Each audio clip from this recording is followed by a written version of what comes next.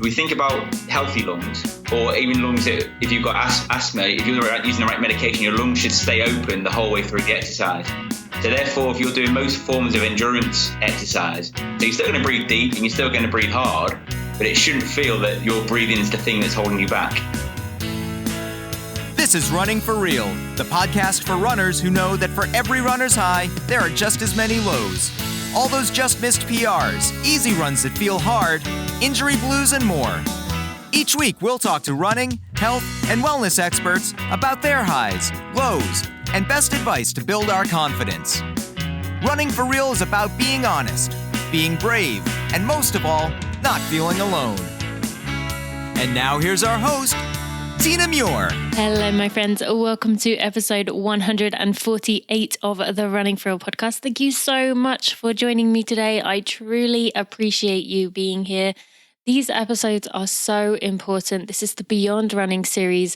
This is episode 6 of the Beyond Running series. So for those of you who don't know what Beyond Running is, we are doing an 8-week series where I'm covering topics that are often left unsaid, things that make people uncomfortable, things that we avoid because they are things that we don't really feel ready to confront. But maybe it's something you're working through. Maybe it's something someone you care about is working through. Maybe it's just a stranger, but if we all learn to kind of speak correctly about the way that we say these things, if we learn to understand how people are feeling, we're not going to make them feel worse, we're going to make them feel better. And I really think that is going to make a difference. So far we have covered anxiety disordered, we've covered visual impairments, suicide, we covered disabilities, we covered miscarriage last week. And then today we are covering asthma, particularly athletic asthma. And then next week we have menopause and we have one other episode after that. Now, as I said, maybe you are going through it, maybe it's someone you know who is going through it, but either way, this is really important to listen to, and it's really important to share that we keep bringing awareness to these topics. I remember how bad I felt with the amenorrhea thing, that I felt like no one understood me. I felt like I was completely alone, and I hate the idea of people feeling that with other things. So if you can be brave enough to share about these, particularly if you are working through it or someone you know is, you never know who you might help. So I hope these episodes are something educational for you and maybe bringing you some comfort too. Now, today we have John Dickinson, who is a respiratory physiologist at the University of Kent. He's done all kinds of research, all kinds of studies on this topic. And I wanted to talk about athletic asthma because I have had a few of you talk to me about this over the years, about struggling through it. And breathing problems are pretty common, but there's maybe a lot of things you're going to hear about in this episode that you didn't know about. I certainly did not. This was very eye-opening for me. And I think many people will understand this. If you don't know someone who has asthma, maybe it is you, but it can be quite difficult to work through. And I also asked John about the whole doping issue, or maybe not doping issue, but the kind of that grey area within elite sports of people using inhalers to potentially enhance their performance. I do ask John about this in the show, so a little bit controversial, but I was just curious for myself, and maybe you are too. Now, within these episodes, there are no sponsors, but if you do appreciate me or what I'm doing with these Beyond Running series, I would love if you could support me on Patreon. Whatever you can afford, whatever you can handle would be amazing. You can find that at patreon.com/running for real. Or if you haven't already left me an iTunes rating or review, that is amazing if you could do that. It really helps me get found. Thank you so much to everyone who already has. I appreciate that so much. All right, there's lots of links in the show notes, and be sure to listen. You don't have to pay too much attention with where John is talking about going to. I will have all the links in the show notes. And if you want me to email the show notes to you every time a new episode comes out, send me an email, tina@tinamuir.com, and I will make sure I do that every week for you. All right, let's go meet John. John, thank you so much for joining me on the Running for Real podcast. I really appreciate you giving me this time. As I said to you before we started this recording, you are a very busy man, and I am thankful that you are here. So thank you for joining me. So it's a pleasure to speak to you. Yeah, this is going to be great. And, this is kind of a topic out of these Beyond Running episodes that people might be a bit like, huh? Like, this doesn't seem like something that is brushed under the carpet or something that is kind of ignored. People, quite confidently say they have asthma. It's not something that people are embarrassed about. But the reason I wanted to get this as an episode is because I have heard, friends saying that they struggle with asthma, particularly during exercise. We all would, I would imagine, know someone who has asthma, but when it comes to exercise, a lot of the time it is kind of given a bit of a bad rap, like, oh, you're just out of shape. That's why you can't breathe. You need to get fitter. So I'd love for you to explain, like, what is asthma? What are the different variations of it? And why is it about more than just kind of being out of shape and that's why you can't breathe? Yeah. Okay. So, we could spend 40 minutes just talking about what asthma is, but I'll try and summarize it quickly for you. So asthma is basically a term that's used for a condition that's is what we call an obstructive airway disease. And so what that means is it means that when an individual experiences asthma, their airways in their lungs, they narrow when they when they breathe out. So that just means that the flow of air out of their lungs is reduced, and so therefore they can't breathe as much air out as fast. What triggers it off can differ between different people. So some people are asthmatic to dogs and cats. Some people are asthmatic to pollution. Some people get asthma when they're in a dusty environment. Sometimes it's a dry environment. It's not the same for every person. So somebody might have asthma and if they have a cat, they get rid of the cat, the asthma goes away. Other people, it might be they only have asthma when they exercise. And what basically asthma is, it's driven by, as you're breathing in air, some particulates will get into your lower airways and they will trigger off an inflammatory response. And the inflammatory response then triggers off a muscle constriction around the airway. And so therefore, an individual can't breathe out very well. Now, that obstruction isn't chronic, so it only happens in the presence of the trigger. So it's like an allergy, essentially. Like it is, you're allergic. You could be allergic to pollution or cats or anything. Yes, so it's almost like a overreaction to the trigger, and so everybody who experiences being in pollution will have an inflammatory response. But individuals with asthma might have a sort of hypersecrete the inflammation, so therefore they're more likely to experience asthma in that environment. Now, when an individual starts to use medication for their asthma, the medication is targeted at two things. One is to act against the inflammation, and that's an inhaler, usually in inhaler form. It's called a corticosteroid, and you take that every day, and that reduces the inflammation inside an individual's lungs. And then you might see individuals using a blue inhaler, like called salbutamol, or in America it's called albuterol. And that inhaler is primarily there to relax the muscle around the airway. And it works within sort of a minute or so, and it lasts for about 4 hours. So the idea is that an individual with asthma would use their anti-inflammatory inhaler, which is usually a corticosteroid, every day, and then just use their emergency inhaler when they feel that they're getting a little bit sort of tight-chested, or they're starting to feel the symptoms of asthma. And the symptoms of asthma could be cough, could be wheeze when you breathe out, could be just feeling tight-chested, could just be difficulty in breathing, or you also produce quite a lot of mucus, and that mucus is sort of the byproduct of the inflammation, and it's the lungs' way of getting rid of the inflammation from the airways. And how does exercise come into this? I mean, obviously, a tightening of the airway is going to make it difficult to exercise because you are breathing faster and heavier. But how does exercise affect anyone with asthma? Is it kind of case by case? It is case by case, but exercise is probably one of the main triggers for asthma. So it's estimated around about 90% of people with asthma have their asthma triggered off by exercise. And it can also be the case that exercise could be the only trigger. So we see some individuals that don't have asthma in other situations, but when they exercise, they develop an asthma. How would that be the case? So if you think about when you're at rest, most of the air you're breathing is through your nose, so the air gets nicely warm and humidified, and the amount of air you're breathing isn't a massive amount. It's probably breathing somewhere between 3 to 6 liters, depending on the size of the person at rest. When you start exercising, the amount of air you're breathing per minute increases, And at a given load of exercise, usually just after a light jog, most people are going to switch from being a nose breather to a mouth breather. Mm-hmm. And what that does, it means that the air that you're breathing in isn't filtered back through your nose. So it's not warmed, it's not humidified, and it's not filtered in your upper airway. All of this, so you're breathing more air, and this air also isn't being filtered. So it's going into your lower airways unfiltered. And that means there's potentially more allergens in it. The air is also drier when it enters your lower airway. And so therefore, the lower airway has to do a lot of warming and humidifying of the air.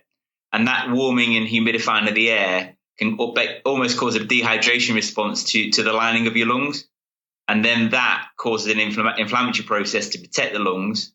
And in individuals that are susceptible to that causes the muscles to constrict. Mm. So it's in its most basic form, exercise-induced asthma is caused by an increasing amount of air that you're breathing, and it basically drying out the airway. That causes an inflammatory process, which then causes the muscle constriction. What you tend to find, though, is unless you've got quite severe asthma, the actual obstruction doesn't actually occur until after you finish the exercise. So exercise itself can actually help keep the airway open because it actually dilates the airway. But as soon as you stop it, that's when most people probably feel the worst. It's probably within about 5 minutes for 5 to 10 minutes within stopping of exercise. So would most people see it as, maybe people listening haven't realised that's the case, or maybe seen it as, oh, I just pushed myself really hard and now I'm breathing really hard? Yeah. And so we find a lot, I do a lot of work with sort of high-level athletes, and a lot of these high-level athletes actually don't even recognise they've got a form of asthma. Mm. So when we do our test to actually try and see if we might screen a group of athletes for asthma, and they'll do our test where we sort of ask them to breathe like they would do when they're exercising. They finish that piece of breathing for us, and they say, "Oh, it just feels like I've done a training session." And they might have a little bit of a cough, and then we measure their lung function, and their lung function's dropped by 30%. Mm. And they go, "Oh, I just thought this is what you should feel like after you've done some hard work. You should feel a bit tight-chested. You should feel like you have a little bit of a cough because I've just pushed my body really hard, and that's what happens." And sometimes that sort of feeling a tight chest and having a sort of persistent cough after exercise might actually be sort of some sort of mild asthmatic response to doing the exercise. So we do find a lot of athletes can get by and get through the exercise, but actually after they finish the exercise is when they experience the issue. So where do you draw the line there between, like, I would imagine most people, coming to mind for me, I've had plenty of workouts where I finished with a cough, like because I pushed myself, or races, and I've been kind of coughing the rest of the day. But coming to mind for me is running on an indoor track. Like every time without fail, after a hard workout or race, I would be struggling to breathe and have a cough.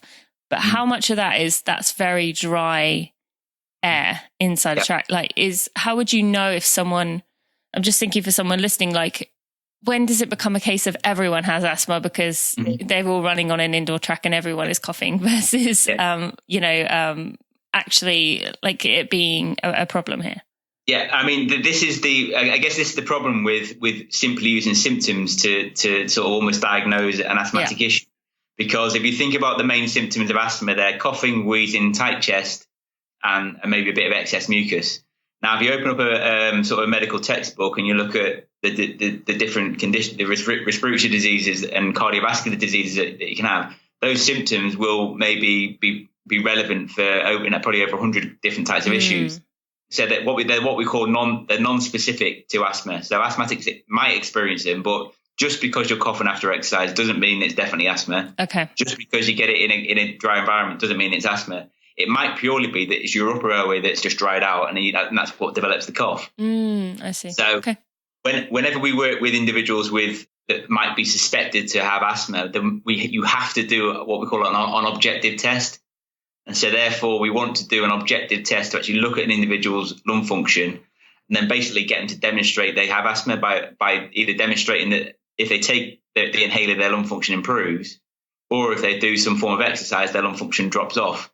And by then we can objectify that, yes, you have some form of asthma and you're going to benefit from the inhalers. And so that's probably why I'm in business in terms of working with athletes. Because basically before I start, maybe 20, 25 years ago, doctors would be quite willing to sort of go, well, those symptoms sound like asthma, have an inhaler. Yeah. and what we've found since the sort of systematically testing the athletes is if doctors do that, they get the diagnosis wrong 50% of the time. Huh, interesting. So they may as well flip a coin. If you're going to a doctor complaining of symptoms and they don't do any tests, they may as well flip a coin to decide the diagnosis. Huh. Okay, all right.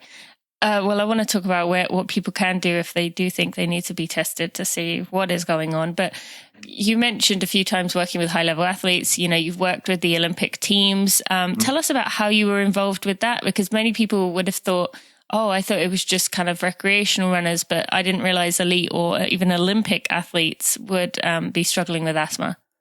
Yeah, well, I mean, I've been working with the sort of British Olympic teams and the elite athletes in the UK ever since 2003. Mm-hmm.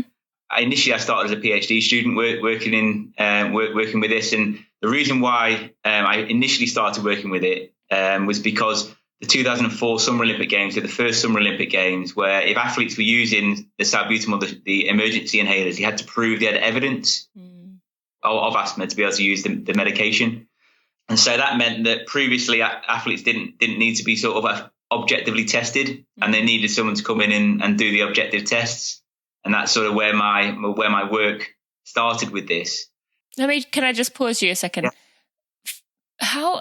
How would someone who was a very good runner get to the point where they could be at that high level if breathing was an issue? Like if they had asthma, wouldn't that kind of, before they got an inhaler, wouldn't that automatically kind of knock them down a few levels?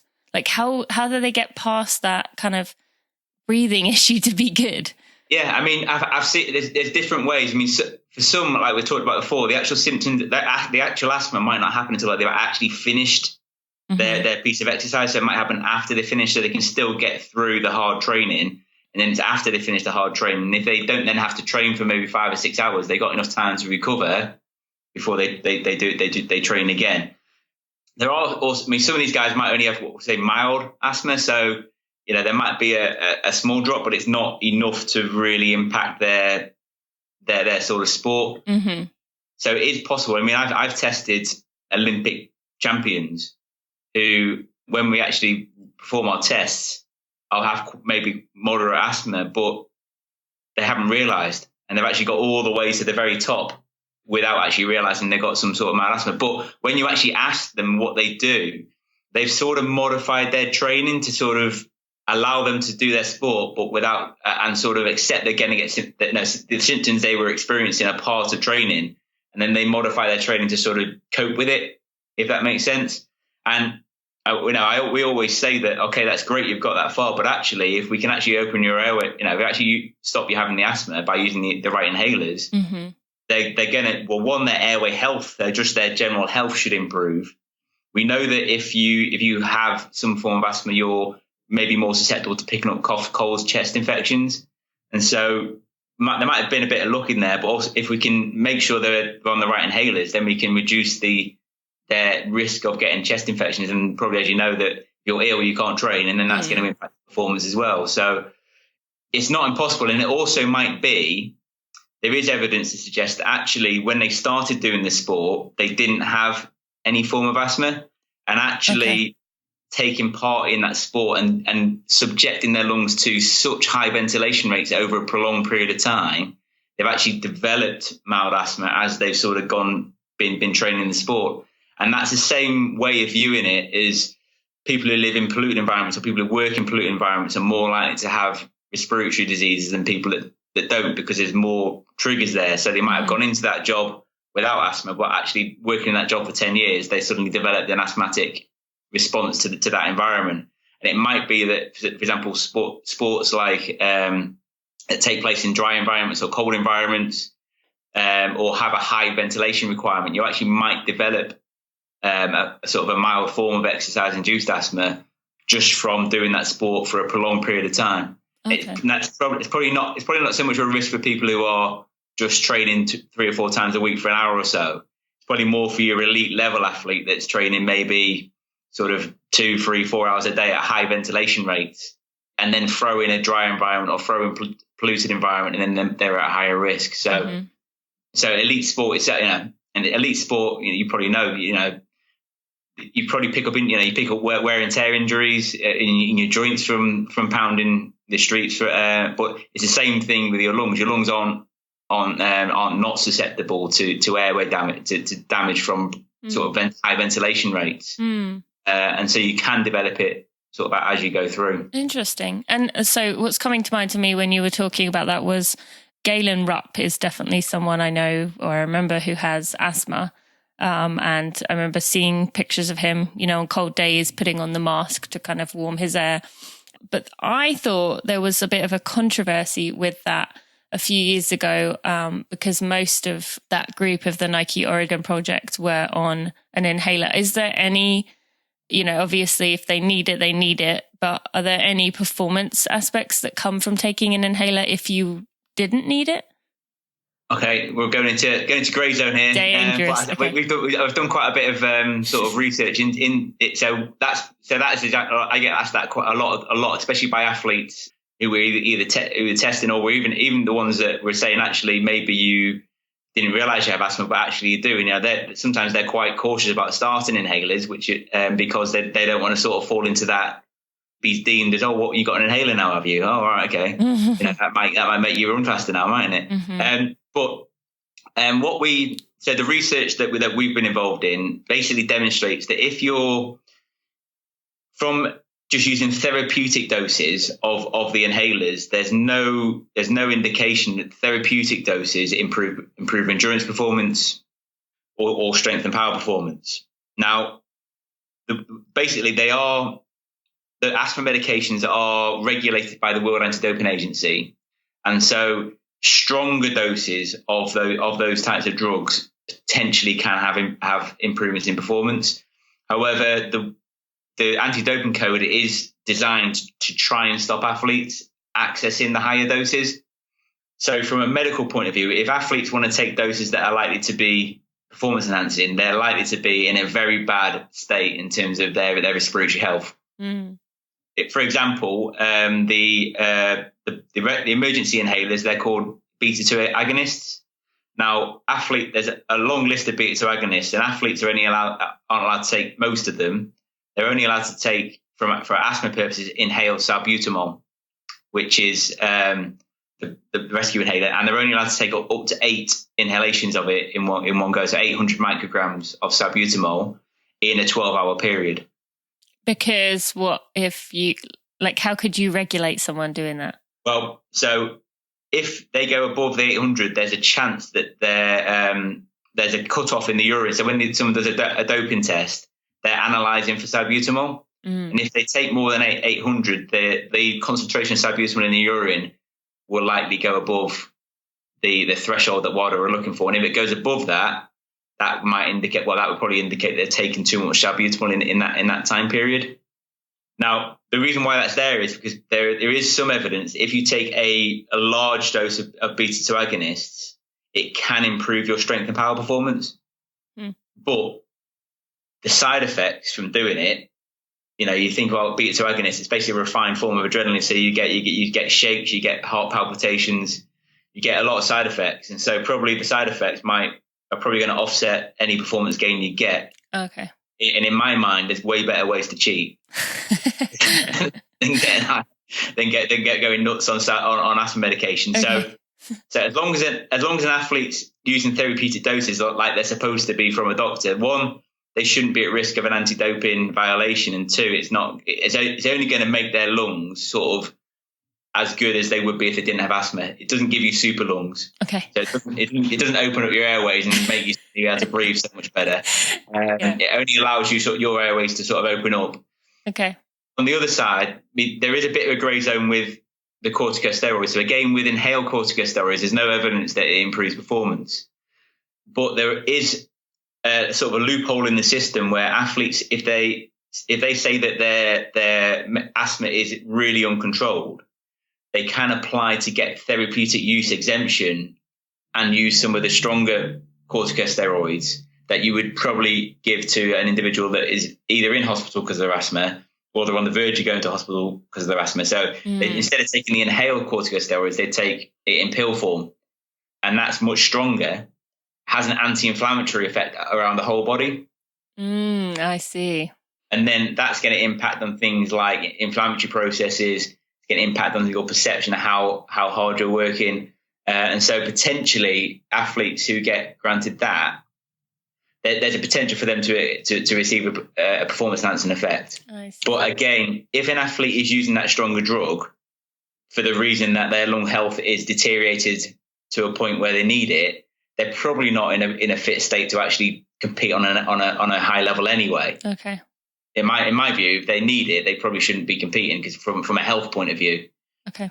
But the way the rules are made up at the minute, there is scope for abuse. Yeah, you get a sort of a medic who's willing to look at the rules and go, well, you've got asthma, it's not very well controlled, is it? So let's put some evidence together that allows you to use the prednisolone during a competition. Then I've not come across evidence for happening, but it's just the way the rules are made up. There is some grey zone to it. Okay, interesting. Thank you for explaining that. All right, so we've just been talking about inhalers, finding the right dose. For someone who is listening, is it just a case of you getting an inhaler? Like, here's an inhaler, now it's all going to be okay? Do you have to kind of play around with dosages? Is there going to be kind of a bit of a transition time for someone who has been diagnosed with asthma while they figure out what that dosage is? How does that work? Yeah, so basically there are sort of guidance for sort of prescribing asthma medications, and it's basically on a sort of a stepwise sort of tiered system. So hopefully part of the diagnosis involves some objective test. So the doctor should have an idea of how severe the individual's asthma is. And so from that, they'll prescribe medication that might be sort of stepping in at step 1, or if they think it's quite severe, they might go in at step 3, for example. And there's different medications, but what should happen is that everybody who has an asthma diagnosis should be prescribed what's called a prevention inhaler, so the inhaled corticosteroid inhaler, and that should be used on a daily basis, regardless of whether you're training or not, because what that does is it dampens down the inflammatory process inside of the lung. Now, that medication takes around about 2 weeks to build up into your system. So a lot of people might receive a sort of they're sort of brown or purple in sort of appearance, these inhalers, and they might feel that I take my brown inhaler and it doesn't do anything because it takes 2 weeks to build up into your system. And so compare that to a blue inhaler like the salbutamol or the albuterol that works within a minute or so. They sometimes feel the salbutamol works, the corticosteroid doesn't work, so I won't use the corticosteroid, I'll just use the blue inhaler. Mm-hmm. But that's got consequences over time, because what you're not doing is dealing with the cause of the issue. And so what we know is if individuals commit to just getting through training sessions using salbutamol, then they're not dealing with the inflammatory process. And what it does is it puts your lungs at a higher risk of airway damage. So you're more likely to develop, to have more inflammation. And also, if you solely you rely on salbutamol to get through a session, then your body builds up a resistance to the salbutamol, and you might need more of it to get through. And that might mean that when you're actually in a real bad situation, you need more and more salbutamol to get through the session. So it's really important that people who have a diagnosis of asthma, they use their prevention inhaler. And then that means that they don't have to use their rescue inhaler, so like the salbutamol or the albuterol, as often as possible. And so that's the best way to get on inhalers, is find a prevention inhaler that basically most of the time keeps you symptom free. Mm-hmm. And then you barely need to use your salbutamol inhaler. Oh, okay. And that's the goal.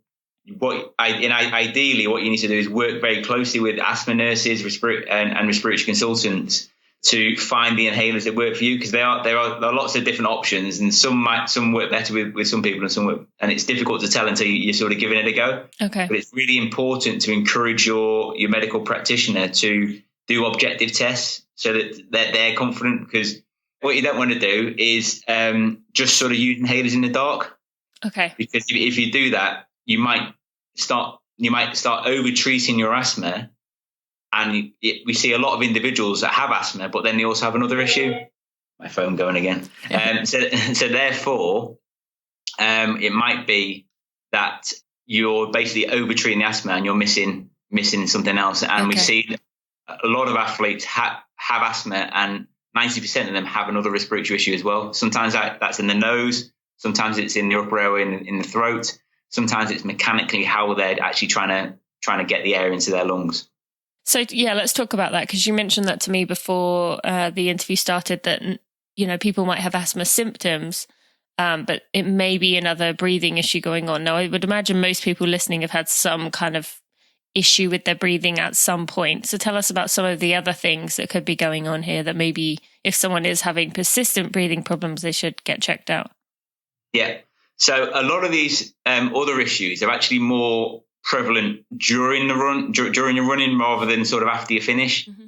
So I see a lot of individuals that have come to me. They might have a diagnosis of asthma, they might not, and they'll be reporting. When I do, it might be intermittent high intensity efforts, or it might be when I go running uphill, or just when I start running, I start to feel tight chest. I start to feel like I can't get a satisfying breath in.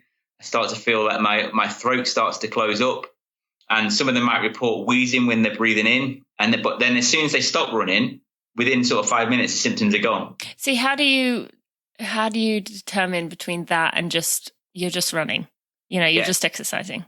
Yeah. Well, if you you should feel if your airways are open, that's whether if you've got asthma or not. So if you're on the right inhalers, your airways should be open. And if you haven't got asthma, your airways should be open. Now, in most scenarios, the way our lungs work are sort of, they should be able to cope with most forms of endurance exercise. So therefore, you should be able to run without feeling that your breathing is the thing that's sort of holding you back. So the reason why individuals might feel that their breathing is limited. So if we think about healthy lungs, or even lungs that if you've got asthma, if you're using the right medication, your lungs should stay open the whole way through the exercise. So therefore, if you're doing most forms of endurance exercise, you shouldn't feel that it's sort of your breathing that is the limiting factor for what you're doing. So you're still going to breathe deep and you're still going to breathe hard, but it shouldn't feel that your breathing is the thing that's holding you back. Even like something going up a hill, like you mentioned that, shouldn't. Even when you're working at the very, very top, it shouldn't be. I mean, you're going to be breathing deep and hard and fast, but it shouldn't be that's holding you back. If it is, then it's likely to be something to do with the way you're breathing. So we see a lot of individuals mechanically they don't sort of move their rib cage effectively. So we see a lot of individuals that report those sort of symptoms that they breathe using almost sort of breathe up with sort of a lot of shoulder activation, a lot of tension through their neck. That's me, 100%. Okay. And when you actually analyze their breathing pattern, if you think about where your rib cage should move, it needs to go sideways, forwards, and up. Mm-hmm. Okay. And when you actually analyze these people's breathing patterns, you see their rib cage is going forwards and up, but it's not coming sideways. So therefore, if your rib cage isn't moving effectively, then you're not actually allowing your lungs to fill up effectively for what you're trying to do. Yeah. And so therefore, you get that sort of sensation. I'm not getting quite as much air as I want to. And then the consequence of that is breathing a bit faster and a bit faster and a bit faster. And you suddenly start to get away. So you can get away. I call it naughty breathing. You can get away with naughty breathing for a while. Mm-hmm. And then it suddenly comes to be that feeling that I can't go any hard. I can't go any faster because my breathing is so fast. And then you suddenly, a lot of the side effects of people who breathe like that is they get very tight traps. So they get tight sort of shoulders, have sore backs. And because they're holding themselves so stiff when they're trying to run fast. And so we see individuals that might have that sort of, we call it apical breathing. So they're sort of very shouldery with their breath and sort of breathing very high up. We also see another group of individuals that where their lower rib cage movement isn't synced up with their upper rib cage movement.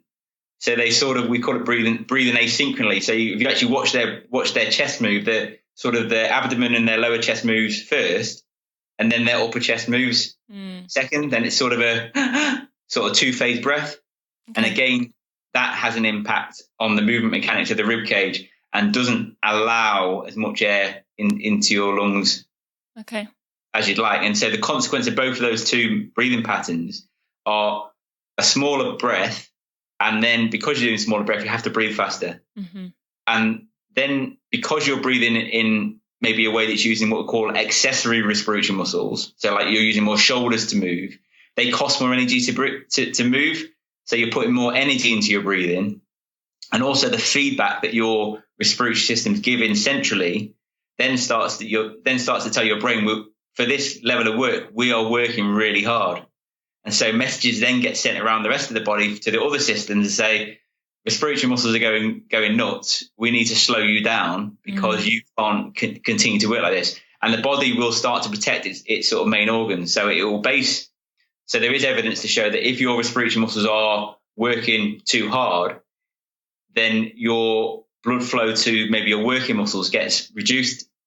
Oh, so therefore it slows you down. So a lot of these people might report, I feel really heavy legged. So I feel tight chested, and my legs are just dead. And I should have met you 10 years ago. Man. I'm just saying to everyone listening who's like, oh, shut up, Tina, trying to like jump on the back. I said to you most of those things before we even started recording this episode that I have experienced that when running. Well, this is annoying, but anyway, thank you for explaining this. This is so, okay. So what should those people do? I'm too far gone at this point, and I've gone over the hill. But for someone listening who is struggling with what you just said right there, what do they need to do if it's not asthma? Well, I mean, I've sort of developed techniques to help individuals sort of improve their breathing pattern. Things that they can do initially would be to actually get someone to observe their breathing pattern. So if they go for a run, it's quite hard to look at the way you're breathing when you're running. But if they go for a run and then stop, you can get somebody to look at your breathing pattern and look at the movement of someone's rib cage. It should ideally be moving sideways, forwards, and up in one big smooth movement. If you're seeing an individual that's reporting tight chest and their shoulders are just shooting up, or the movement of the lower rib cage and upper rib cage is out of sync, that might suggest actually we can do some work there. And then it's a case of becoming aware of it to start with. And then, I work really closely with individuals and actually help them retrain their breathing. So it might be a case of getting in touch with a respiratory physiotherapist, or sometimes speech therapists can be really helpful. Do you know what the equivalent would be in the US or maybe Australia if you know too? But just because physiotherapists, that doesn't really exist in the US. So what kind of person would someone see here in the US, as most of my listeners are US? Well, yeah, I mean, again, there's not I guess I've got a bit of an because there's not many therapists that are specialised in dealing with breathing problems in athletes. So a lot of these guys might have a breathing problem at rest. It might only be during exercise when they start to develop this breathing issue. So from my experience, there's not loads of people around the world that are really experienced in managing it. But someone like an athletic trainer with a specialist issue in breathing issues might be helpful. Okay. Speech and language therapists. I don't know if there's speech therapists. Yeah, definitely. Yep, those are quite commonly available. Okay. Sometimes the speech therapists, though, most of their exercises are aimed at breathing during rest, and they'll be trying to focus for breathing through the nose and out through the mouth, which help with the basics. Obviously, you're going to breathe slightly differently when you're running, but they may be able to help with just getting that individual thinking about where they're breathing from, and thinking about actually that smooth sideways lateral smooth movement through that whole of that breath is what people are trying to achieve. Okay. And what I find is it's really easy to point it out. It's quite difficult for people to change their breathing pattern because they, it's a little bit like someone to hold a fork differently. You've been holding the fork a certain way so long, and then someone says, no, I want you to hold your finger slightly differently, and it feels horrible. And so trying to get people to change their breathing pattern initially can be quite difficult, especially during high intensity exercise. So most people I work with probably take about 4 to 6 weeks to change their breathing pattern. Yeah. But it has taken me with some individuals maybe over a year to fix. Okay. And there are issues that are linked to this as well. So you might find individuals, and we've probably all come across them, people who run and make this really loud noise when they breathe in. It's sort of That's me. Yeah. So that noise is sometimes caused by a poor breathing pattern, but the actual noise itself is coming from the larynx, and it's a condition that's I work with a really good team of respiratory consultants in the UK, and there's also some really good guys in Norway and in Copenhagen that look at this, and there are some guys in America as well. And that condition is called exercise-induced laryngeal obstruction. And basically, it's that the larynx sits on top of your windpipe, and it should stay out of the way during exercise. But individuals that have this laryngeal obstruction, it sort of folds over the top of your windpipe. And so therefore the gap that the air's got to go through at the top of your windpipe is smaller. So it generates that noise, and also it can disturb the flow of air into your lungs. And a lot of these people sort of finish the run and have this really sort of burning, dry throat with a sort of persistent cough. So people that have that, breathing pattern exercise work is really helpful, and in a large number of cases gets rid of the laryngeal obstruction. But there are cases where sometimes it doesn't matter how good you make the breathing pattern, that you have to do a little bit of surgery on that area, and that can get rid of it as well. But I take it to do that, you would need to be like, most people wouldn't want to go to that extreme just to be able to rub it. That kind of surgery you're talking about, like Olympians who, you know. Yeah, I mean, basically what would happen, I mean, the guys in the UK see recreational sort of exercises as well as elites, but generally speaking, the surgery is the last resort. Yeah, it's not okay, you've got that, let's go get some surgery, because say most of the time, if you can correct the breathing pattern, the laryngeal obstruction goes away. Okay. And most of the time, the individuals either see me or they see one of the respiratory specialists, one of the respiratory therapists in the hospital, and their issues work through and it's fine, and they don't have surgery. But there has been, I say, probably 5 to 10% of the cases where they have had to go for surgery, and then it's resolved, and people we work with have gone from being good to being very good, because they can suddenly then complete all their high intensity training efforts they're trying to do, and then they get the benefits of just being able to do that hard work. And then they say they come on, and we see it a lot of the time in sort of individuals between the age of 16 to 22. Okay. As they're starting to increase their intensity, and they're trying to sort of become a bit better. We see it in individuals that may be a little bit anxious. So a lot of individuals that have a little bit sort of high anxiety levels, sometimes they're trying to over control their breathing when they're running. Sometimes get it, and so it can be. It's not. Sometimes it's not just a physical thing or mechanical thing. Sometimes it's a little bit of a stress related issue as well. Okay, interesting. All right, so let's talk about loved ones. So someone listening who maybe someone in their life who is important to them is kind of working through some kind of asthma, some kind of breathing issue. They're trying to get it sorted out, but they're really frustrated. They're considering not doing it at all. They want to quit, but they don't want to quit. And the loved one's having a hard time, like, just make up your mind. Like, this is causing you so much heartbreak. Like, why do you want to keep doing this? What would you say in advice to someone who is a loved one listening, who is their loved one is dealing with some kind of breathing issue?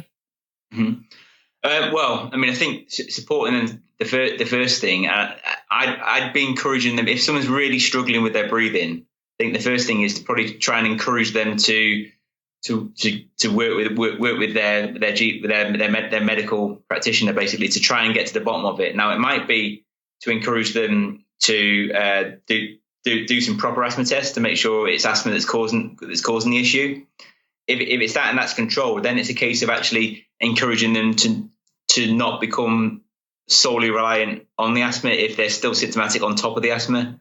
So we see a lot of individuals, as soon as they get that diagnosis of asthma, they get, right, every time I've got a breathing problem, it's asthma. Yeah.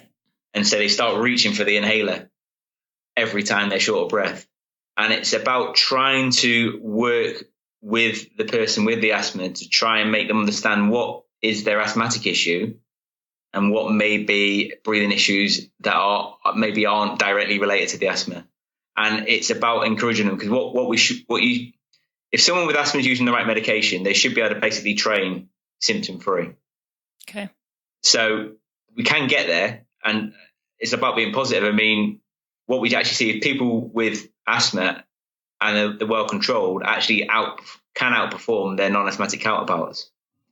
So it shouldn't be seen as a sort of a limitation, as long as it's being cared for properly. So I say individuals that are really struggling with their breathing during sport really need that support to sort of go, okay, because it can be really distressing. And I see a lot of individuals who get, all very, very depressed, in terms of, and I trying to do this. I really want to complete these 5K runs or 10K runs, and I really want to do it in a certain time.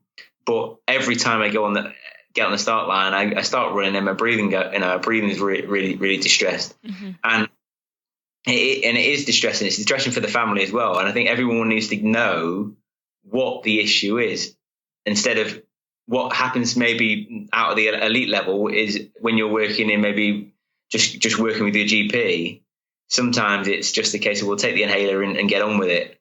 And you need to try and keep that conversation open with them to sort of let them know what you're doing, because ultimately we don't want people giving up because they're breathless.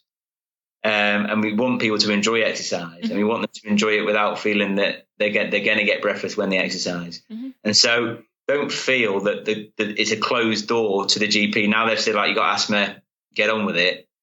Think about engaging with the practice. There might be asthma nurses that can help, that maybe you don't have to see the doctor that much, and make sure that they're confident that the asthma is well controlled. If the asthma is well controlled, then start to think about these extra things we talked about. Is it the way you're breathing?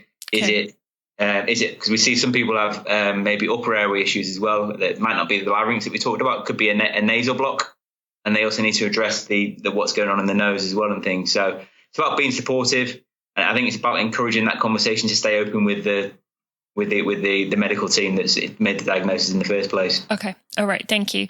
And then, John, just to wrap up, maybe some resources that you recommend having good information, maybe to follow in the future to kind of learn more and kind of keep up to date with what they're doing research wise.